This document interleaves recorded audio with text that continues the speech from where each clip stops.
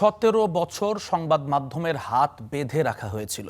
তবে জুলাই গণঅভ্যুত্থানের সময় সংবাদ মাধ্যমের অবদান খাটো করে দেখার কোনো সুযোগ নেই বলে জানিয়েছেন তথ্যমন্ত্রী আন্দালিব রহমান পার্থ।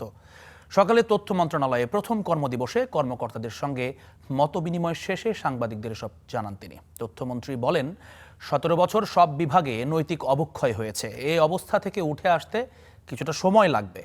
সংবাদ মাধ্যম গণতন্ত্রের স্তম্ভ, সবাইকে সাথে নিয়ে সামনে এগিয়ে যেতে হবে। দেশকে নতুন দিকে নিয়ে যাওয়ার স্বপ্ন বাস্তবায়ন করতে হবে বলেও জানিয়েছেন তথ্যমন্ত্রী।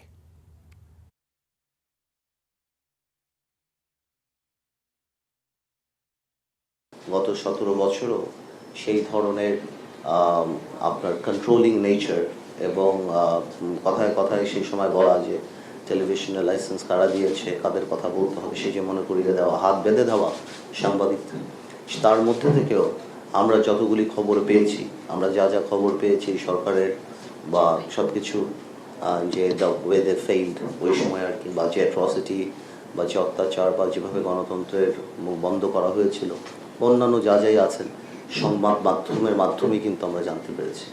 তো সুতরাং আমাদের এই জুলাই আন্দোলনে কোনোভাবেও সংবাদ মাধ্যম বা যারা যারা আছেন তাদের ভূমিকাকে খাটো করে দেখার কোনো সুযোগই নেই সব দিক থেকে।